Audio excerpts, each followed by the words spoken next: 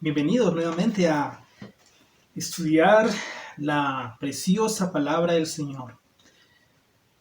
Hace unos días estábamos mirando la dificultad que tuvieron el apóstol Pedro y el apóstol Juan cuando se dirigieron al templo a orar. Se encontraron a un cojo de nacimiento.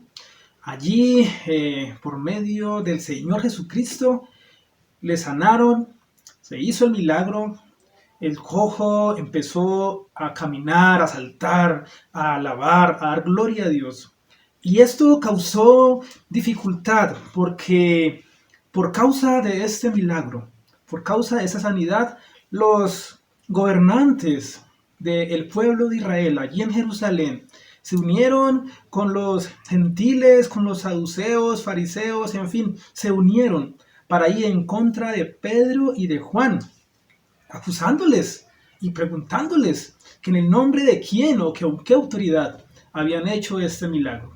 Y allí se desencadena una persecución a los discípulos.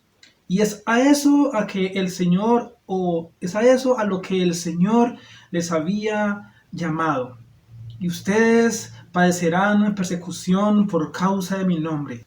Él dijo, el Señor Jesús les dijo que el discípulo no es mayor que su Señor, que el siervo no es mayor que su Señor. Y es aquí donde ellos entienden que tendrían que ser perseguidos, ellos tendrían que dar la vida por causa del Señor Jesucristo. Miremos en Hechos capítulo 4, sigamos la historia o el relato bíblico. Y aquí hay algo muy importante, algo muy interesante para aprender. Hechos capítulo 4, versículo 17. En el estudio anterior habíamos quedado en el versículo 18, pero leamos nuevamente el versículo 17. Sin embargo, para que no se divulgue más entre el pueblo, amenacémosles para que no hablen de aquí en adelante a hombre alguno en este nombre. Habían tomado presos a Pedro y a Juan. Los habían dejado toda la noche allí en la cárcel, pues porque cuando los cogieron estaba ya tarde, así que pues los apresaron y quedaron toda esa noche en la cárcel. Aquí ya se ha amanecido y se reúnen en consejo los gobernantes del pueblo de Israel, allí en Jerusalén, los ancianos, sacerdotes, el sumo sacerdote, algunos gentiles, saduceos, fariseos, se reúnen y hacen consejo, y en el versículo 16 hacen una pregunta: ¿qué haremos con estos hombres? Porque de cierto señal manifiesta ha sido hecha por ellos, notoria a todos los que moran en Jerusalén, y no lo podemos negar. Ellos se habían dado cuenta que Pedro y Juan eran seguidores de Jesucristo, de el Cristo a quienes ellos habían crucificado. Sin embargo, en vez de seguir a Cristo, en vez de creer al Señor Jesucristo, a creer su palabra que predicaban allí Pedro y Juan, ellos endurecieron sus corazones y se negaron a creer, aún sabiendo que Jesucristo es el Mesías, que murió por los pecados del pueblo, pero ellos no quisieron. Antes se reúnen en consejo para mirar qué hacer con estos discípulos, cómo hacer para cerrarles la boca, para evitar que ellos sigan hablando en el nombre de Jesús. Y ahí sí, el versículo 17, lo leo nuevamente. Sin embargo, para que no se divulgue más entre el pueblo, amenacémosle para que no hablen de aquí en adelante a hombre alguno en este nombre. Ellos tienen que inventar un plan así tipo relámpago, algo muy rápido, porque esto se les está saliendo de las manos. Ellos no quieren que se propague el Evangelio de Jesucristo. Incluso allá cuando Jesús resucitó, cuando el ángel removió la piedra, cuando la tumba quedó abierta, cuando la piedra descubrió la boca o la entrada de la tumba, para que los hombres miraran que Jesús había resucitado, los principales del pueblo, los sacerdotes y el sumo sacerdote sobornaron a los soldados para que dijeran que los discípulos de Jesús en la noche fueron y mientras ellos dormían robaron el cuerpo de Jesús. Desde allá ellos ya sabían que Jesús había resucitado y que Jesús es el Cristo. Pero ellos siempre han buscado la forma de negar esto. Y aquí nuevamente se ve, ¿qué haremos? Amenacémosles para que no hablen más en el nombre, en ese nombre, en el nombre de Jesús. Versículo 18. Y llamándolos, les intimaron que en ninguna manera hablasen ni enseñasen en el nombre de Jesús. Le hablaron estrictamente, les prohibieron hablar en el nombre y que no enseñaran en el nombre de Jesús. Versículo 19. Una respuesta muy interesante. Mas Pedro y Juan respondieron diciéndoles, juzgad si esto es justo delante de Dios, obedecer a vosotros antes que a Dios. ¿Qué debemos hacer? Pedro pregunta, bueno, juzguen ustedes. Si Dios nos ha dado una ordenanza, si Dios nos ha dado un ministerio, ¿ustedes por qué quieren tapar ese ministerio y quieren pasar por encima del mandamiento de Dios? Juzguen ustedes. ¿Qué es justo? ¿Obedecerlos ustedes o a Dios? Versículo 20. Porque no podemos dejar de decir lo que hemos visto y oído. No se pueden callar.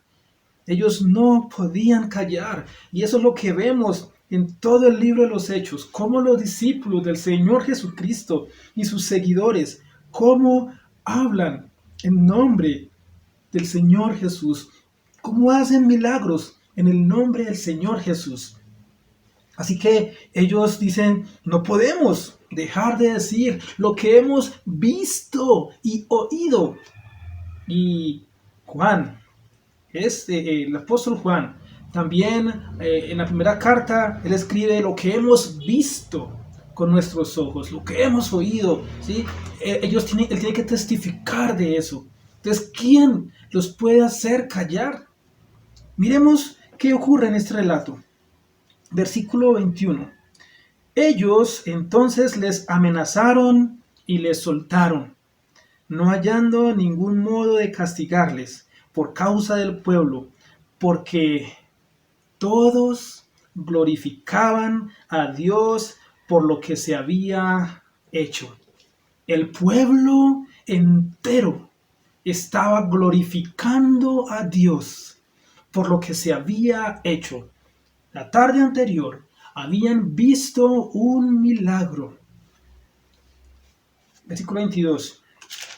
Ya que el hombre en quien se había hecho este milagro de sanidad tenía más de 40 años.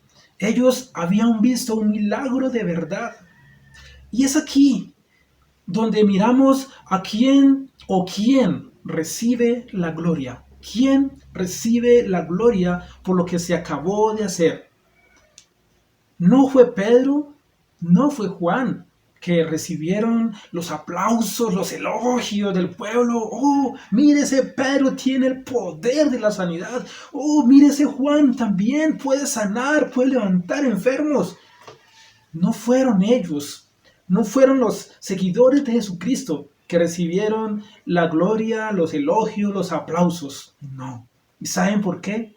Porque cuando el ministro de Dios, el siervo de Dios, los hijos de Dios, realizan actividades o predican el Evangelio de Cristo bajo el poder del Espíritu Santo, el Espíritu Santo hace que la gloria sea para Dios. Allá en San Juan capítulo 16 hay un versículo donde dice esto. Voy a leer ahí dos versículos, Juan capítulo 16. Dice la palabra del Señor en el versículo 13 y 14 de Juan 16, pero cuando venga el Espíritu de verdad, Él os guiará a toda la verdad, porque no hablará por su propia cuenta, sino que hablará todo lo que oyere, y os hará saber las cosas que habrán de venir. Él me glorificará. El Espíritu Santo glorificará a Dios, al Señor Jesús. Él me glorificará, porque tomará de lo mío y os lo hará saber. Así que aquí en el relato de Hechos 4, la gloria es para Dios, porque estos dos discípulos están llenos del Espíritu Santo y lo único que les interesa es darle la gloria a Dios. Parecido a los tiempos actuales, ¿es cierto? No, es algo muy contrario, muy distinto. Hoy aquellos que se hacen llamar ministros de Dios o siervos de Dios, ellos quieren recibir todos los elogios, quieren recibir toda la gloria. Oh, el pastor de tal iglesia, oh, el pastor fulano de tal, cómo predica, cómo habló, es que mi pastor sí me habló. Y estos hombres se vanaglorían de eso y ellos quieren recibir los aplausos, los elogios de sus seguidores, mas no el verdadero creyente. El verdadero creyente debe demostrar humildad.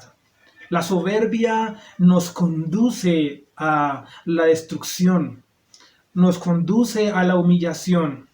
Un ejemplo muy claro así, solo lo menciono allá en Daniel capítulo 4, el rey Nabucodonosor, cómo se vanaglorió de todo lo que había construido para él, que con su poder, con su fuerza, había construido ese gran imperio de Babilonia y todos los demás reinos del mundo venían a el rey de Babilonia para honrarle, para tomar provisiones, en fin. Era un rey grande, sí, pero él en su soberbia desechó a Dios de su vida y Dios lo puso a comer hierba como una bestia durante 7 años. Le quitó la razón y al cabo de 7 años le fue devuelta la razón al rey Nabucodonosor y allí es donde él puede elogiar, alabar, exaltar e engrandecer el nombre de Dios después de que Dios lo humilló. Así que a los soberbios Dios los resiste y Dios los humillará. Entonces Pedro y Juan, ellos no reciben los elogios. La gloria es para Dios, dice la última parte del versículo 21 de Hechos 4, porque todos glorificaban a Dios por lo que se había hecho. Todos glorificaban a Dios. Allá también en Hechos capítulo 10, ese sí lo voy a leer textualmente, Hechos capítulo 10, hay otro episodio donde Pedro tuvo la oportunidad de recibir toda la gloria. Pero miremos la actitud de este discípulo usado por el Señor para su gloria. Hechos capítulo 10 y versículo 25 y 26. Hechos 10, 25, 26. Cuando Pedro entró, salió Cornelio a recibirle y postrándose a sus pies, adoró. Esta es la historia cuando el Señor Jesucristo, Dios, se le revela en un sueño, en una visión a Cornelio y a Pedro. Y el Señor le dice a Pedro que vaya a la casa de Cornelio, allá en Cesarea. Y cuando Pedro llega a Cesarea, a la casa de Cornelio, el Cornelio, todo devoto, religioso, se doblega, se inclina delante de Pedro a sus pies, dice en el versículo 25, y postrándose a sus pies, adoró. Terrible. Versículo 26, miremos la actitud de Pedro. Mas Pedro le levantó diciendo, levántate, pues yo mismo también soy hombre. Ahí está la diferencia. Ahí está la diferencia entre los verdaderos discípulos, que la gloria no la reciben ellos, sino que la gloria es para su Señor, para nuestro Dios. Pedro tuvo la oportunidad de vanagloriarse y decir: Vana Cornelio, gracias por tu oración, ahora haz tal cosa, haz la otra. No, simplemente Pedro humildemente dice: Cornelio, levántate, no lo hagas, yo soy hombre. También en Apocalipsis hay dos ocasiones, bueno, hay varias ocasiones donde Juan se inclina para adorar al ángel y el ángel le dice: no lo hagas, yo soy consiervo tuyo, adora a Dios. La adoración siempre debe ser para nuestro Dios, para nadie más.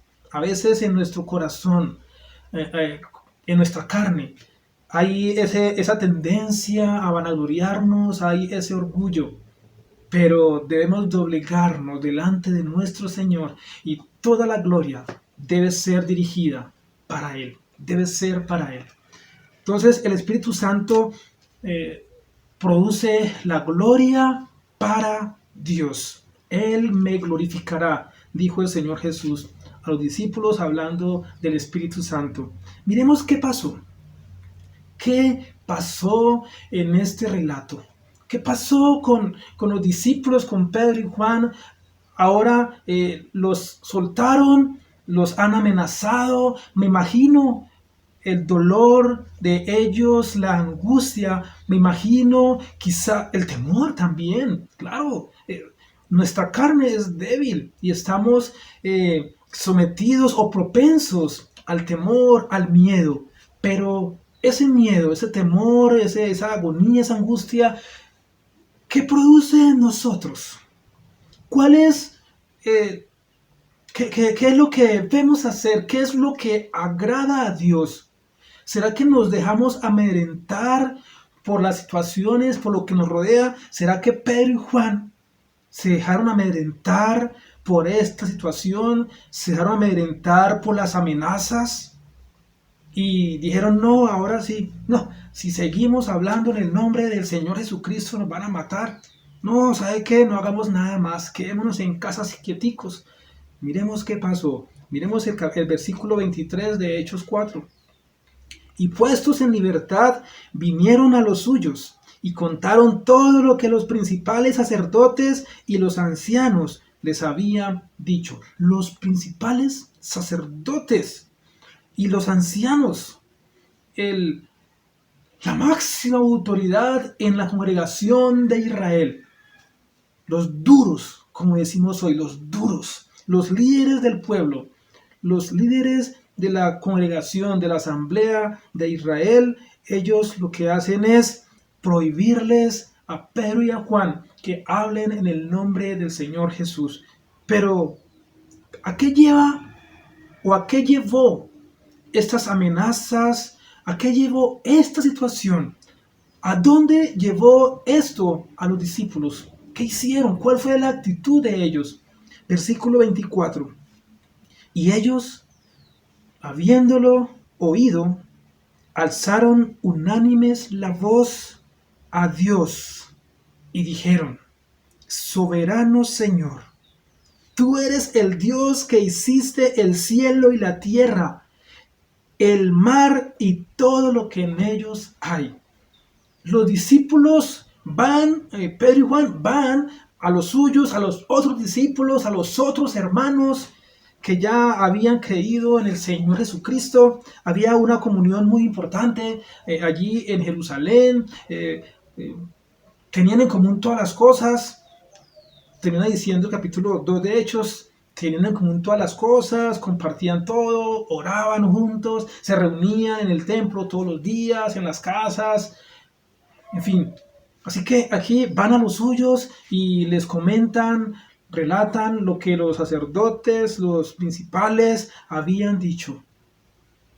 Y ellos, en vez de quejarse y ponerse a rogar para que Dios quitara de medio los obstáculos que se presentan para impedir que el Evangelio de Cristo siga siendo propagado, ellos lo que hacen es, unidos, alzan la voz a Dios, pero no para pedir ayuda en cuanto a que Dios quite de en medio los problemas, No, ellos lo que primero que hacen es alabar a Dios. Lo primero que sale de la boca de estos redimidos por el Señor Jesucristo que estaban reunidos en algún lugar, lo primero que hacen es alabar a Dios. Soberano Señor, y reconocen, en esta alabanza también reconocen quién es su Señor a quien ellos están sirviendo. Soberano Señor. Bien, un soberano es alguien que tiene poder sobre todo. Un soberano. En la tierra hay soberanos, cada nación es un gobierno, un reino soberano.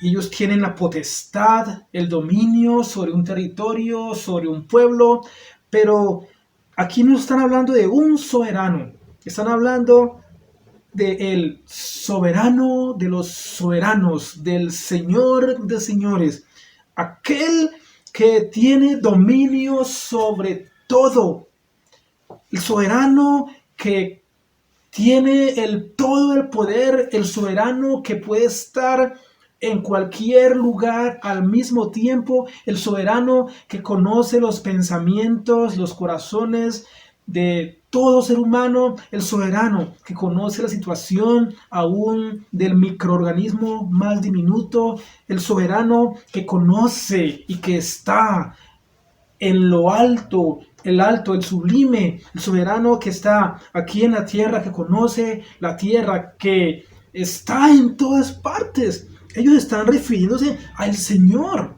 al Dios, al Creador también. Soberano Señor, tú eres el Dios que hiciste el cielo y la tierra y el mar y todo lo que en ellos hay. Ellos están reconociendo que su Señor es Dios. Voy a mirar en Daniel capítulo 4, nuevamente, Daniel 4, miremos lo que tuvo que reconocer el soberano de aquel entonces, el rey babilonio, el rey Nabucodonosor, que se creía el dueño de todo. Miremos qué dice él. Daniel capítulo 4, versículo 17. La sentencia es por decreto de los vigilantes y por dicho de los santos la resolución, para que conozcan los vivientes que el Altísimo Dios, el Altísimo, gobierna el reino de los hombres. Soberano. El Altísimo gobierna el reino de los hombres, y que a quien él quiere lo da, y constituye sobre él al más bajo de los hombres. Aquí Nabucodonosor está reconociendo que Dios es el Altísimo y soberano y Señor de señores, que gobierna el reino de los hombres. Dios, el Altísimo, el Señor de señores. En la tierra hay muchos reinos, hay muchas naciones, hay muchos presidentes, pero quien gobierna a cada presidente es el Altísimo, el soberano. Y Nabucodonosor sigue también diciendo en Daniel 4, miremos el versículo 35, todos los habitantes de la tierra son considerados como nada, y él hace según su voluntad en el ejército del cielo y en los habitantes de la tierra, y no hay quien detenga su mano y le diga, ¿qué haces? Este Nabucodonosor, que aquí en el versículo 30 de Daniel, mire lo que estaba diciendo primero. Habló el rey y dijo, ¿no es esta la gran Babilonia que yo edifiqué para casa real con la fuerza de mi poder y para gloria de mi majestad? Él está contemplando el reino, su reino. y se está vanagloriando que Él creó todo eso, que Él construyó todo eso con la fuerza de su poder y para su propia gloria. Y Dios lo humilla. Inmediatamente después de esto, Él empieza a... se transforma en una bestia. Se transforma en una bestia y come como una bestia, es mojado con el rocío, como cualquier bestia del campo. Pero aquí en el versículo 35, Él está reconociendo: todos los habitantes de la tierra son considerados como nada, y Él, Dios, hace según su voluntad en el ejército del cielo y en los habitantes de la tierra. Él es el soberano, el Altísimo gobierna sobre los reinos de la tierra, y el Altísimo gobierna a cada habitante de la tierra. El Altísimo gobierna los cielos, el universo. En Colosenses 1 también leemos allí algo interesante, que no únicamente es la tierra, sino también lo invisible, lo que se ve. Bien, Colosenses capítulo 1, versículo desde el 15. Él, hablando del Señor Jesús, Él es la imagen del Dios invisible, el primogénito de toda creación, porque en Él, en Cristo, fueron creadas todas las cosas, las que hay en los cielos, las que hay en la tierra, visibles e invisibles, sean tronos, sean dominios, sean principados, sean potestades. Todo fue creado por medio de Él y para Él. Y Él es antes de todas las cosas, y todas las cosas en Él subsisten. Y Él es la cabeza de su cuerpo, que es la iglesia. Y es esto lo que están reconociendo los discípulos allí en Jerusalén después de que Pedro y Juan sean amenazados. Están reconociendo que el Señor, el Dios de ellos, es el soberano y que es el creador de todo, el creador de lo que vemos, el creador de lo que no vemos, el creador de los tronos, dominios, principados, potestades. Está diciendo que Dios tiene poder y gobierna el reino de lo invisible, tiene poder y gobierna el reino de lo que se ve. ¿Cuántas cosas no vemos? ¿Cuántas cosas no se ven? Y Dios nos guarda porque hay un reino invisible. Están los principados y potestades, está el dominio de Satanás. Sin embargo, Dios tiene autoridad sobre ese reino de Satanás y de sus ángeles caídos que quieren arrasar con la raza humana, quieren acabar con la raza humana y quieren acabar más aún con la iglesia de Cristo. Pero ellos no pueden porque el Altísimo gobierna sobre todos. Y es eso lo que el relato de Hechos 4 nos está indicando que los discípulos hicieron. En vez de quejarse, ellos están alabando a Dios. Se ven en una circunstancia comprometedora, su integridad física puede estar amenazada, incluso la vida de ellos está amenazada. Pero eso no les importó.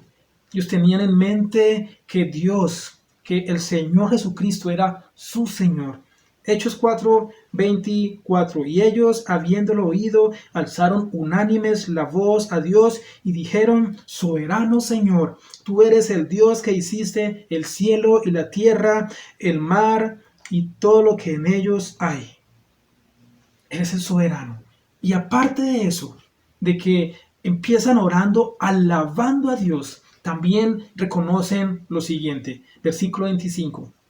Que por boca de David tu siervo dijiste: ¿por qué se amontinan las gentes y los pueblos piensan cosas vanas?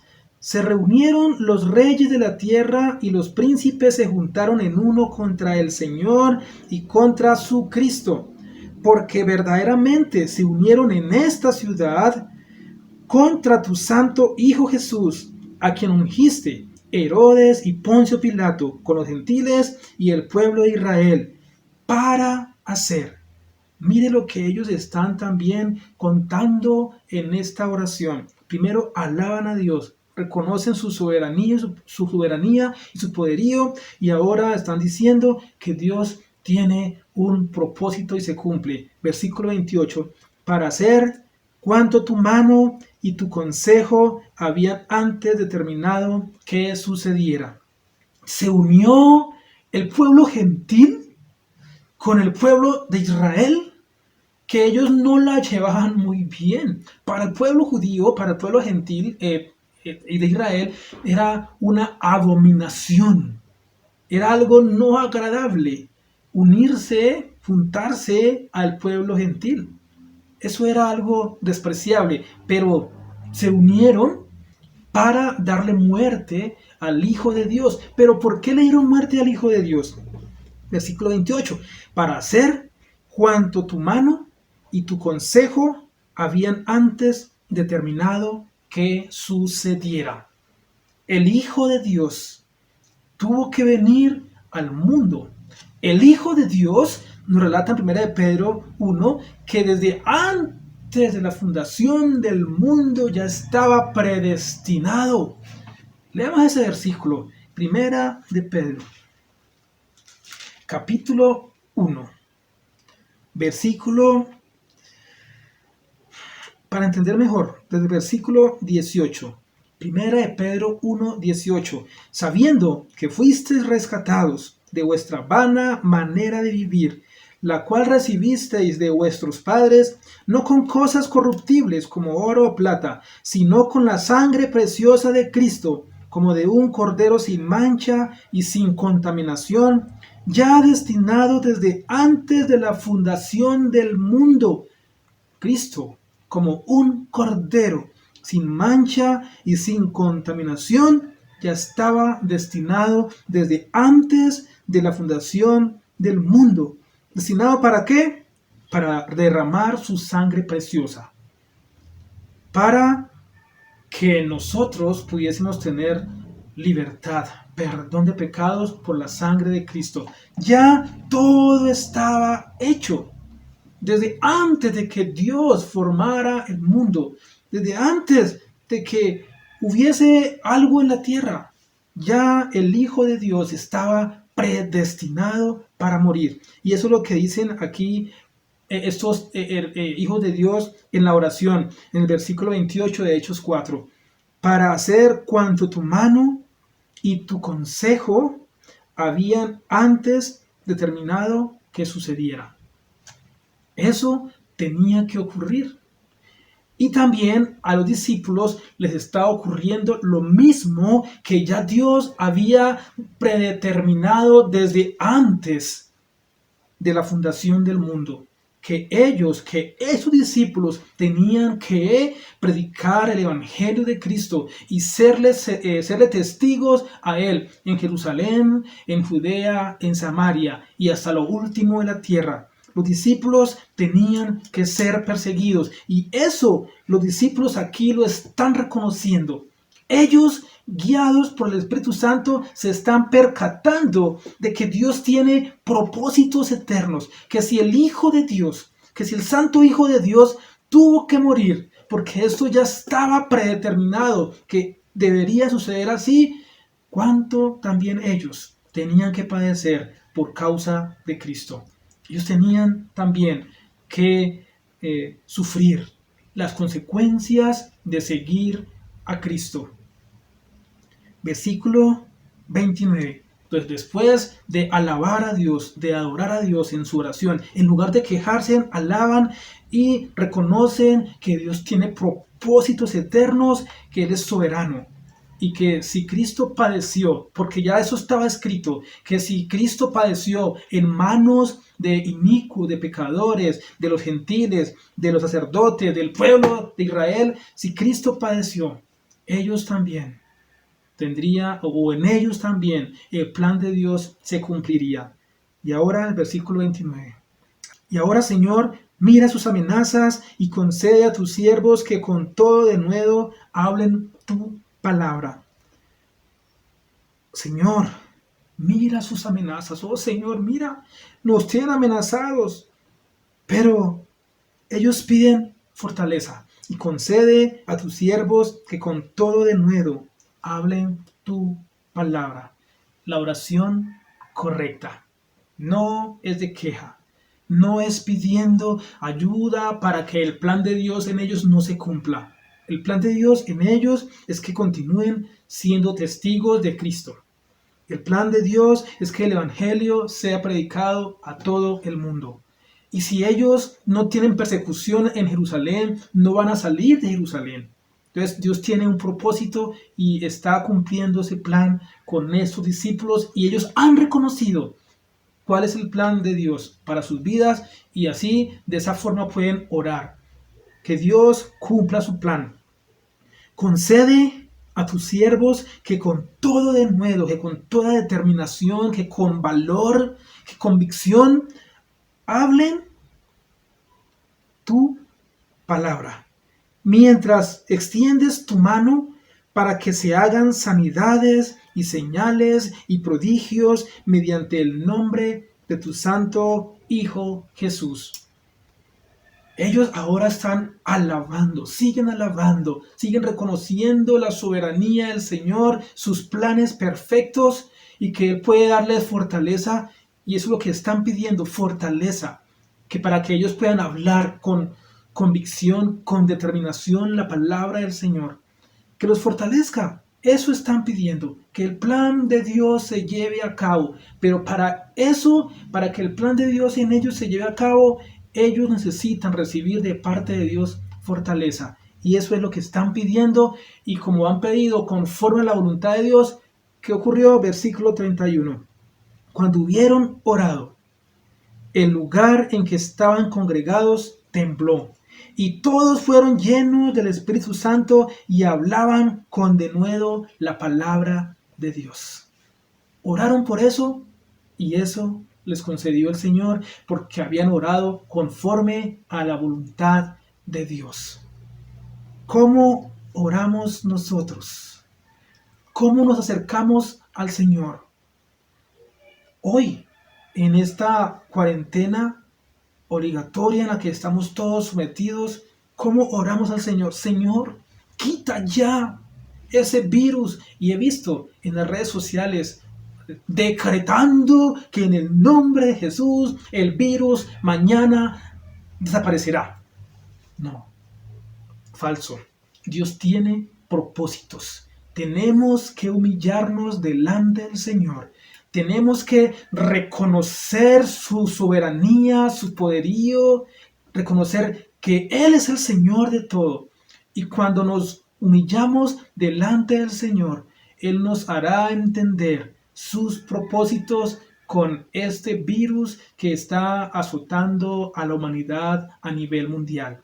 Nuestra oración hoy debe ser: Señor, que sea hecha tu voluntad. Danos fortaleza, danos sabiduría para obrar de acuerdo a tus santos propósitos. Fortalécenos, Señor, que nuestra fe no desmaye. Mire, algo muy interesante.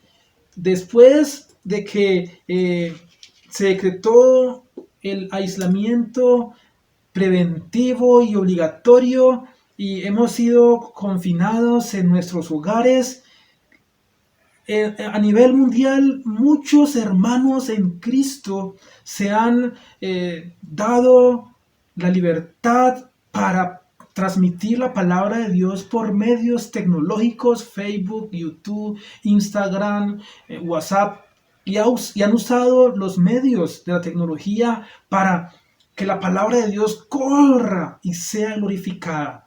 Eso es uno de los propósitos del Señor. En nuestro país tenemos aún libertad de predicar el Evangelio al aire libre, en las casas, en los centros de reunión, hay libertad. Pero, ¿qué ocurriría si de aquí a mañana en Colombia prohíben predicar la palabra de Jesucristo abiertamente? ¿Qué ocurriría? Tendríamos que hacer lo mismo que hicieron esos discípulos, orar para que el Señor nos dé fortaleza para predicar su palabra. Y Él nos dotará, bueno, ya hemos sido dotados con su poder. pero sí lo que haremos es arrodillarnos y doblegarnos delante de Él, y Él nos fortalecerá. Probablemente vendrá persecuciones a nuestra Colombia, como las hay en otros países. Que el Señor nos dé sabiduría para actuar conforme a su voluntad. Y miremos el ejemplo del Señor Jesucristo, miremos sus palabras. Juan capítulo 4, versículo 34. Jesús les dijo: mi comida es que haga la voluntad del que me envió y que acabe su obra. Y otras palabras similares en Juan 6:38. Porque he descendido del cielo, no para hacer mi voluntad, sino la voluntad del que me envió. Para hacer la voluntad del que me envió, no su propia voluntad. Nosotros hemos sido puestos en la iglesia de Cristo, no para hacer nuestra voluntad, sino la voluntad de aquel que murió y resucitó por nosotros. Y eso lo entendieron los discípulos del Señor Jesús allá en Hechos. Más adelantico empieza a haber persecuciones más fuertes, son azotados los discípulos, otros son muertos a espada, otros son llevados presos y se esparcen por Jerusalén, por Judea, por Samaria, y el Evangelio llega hasta nosotros. ¿Por qué? Porque hubo una persecución en Jerusalén. Los discípulos fueron esparcidos. Esa era la voluntad de Dios para con los discípulos allí en Jerusalén. Así ellos lo entendieron y pudieron orar correctamente y fueron escuchados y su oración fue respondida. ¿Cómo oramos nosotros? ¿Reconocemos la soberanía de Dios en nuestras vidas? ¿Reconocemos que Él es el Señor de todo? ¿Reconocemos que Él es el Señor de la iglesia? Que era Dios, que nuestros pensamientos sean conforme a los pensamientos del Señor, que nuestros pensamientos sean conforme a la palabra del Señor, y que podamos reconocer que Dios tiene propósitos con cada uno de sus hijos.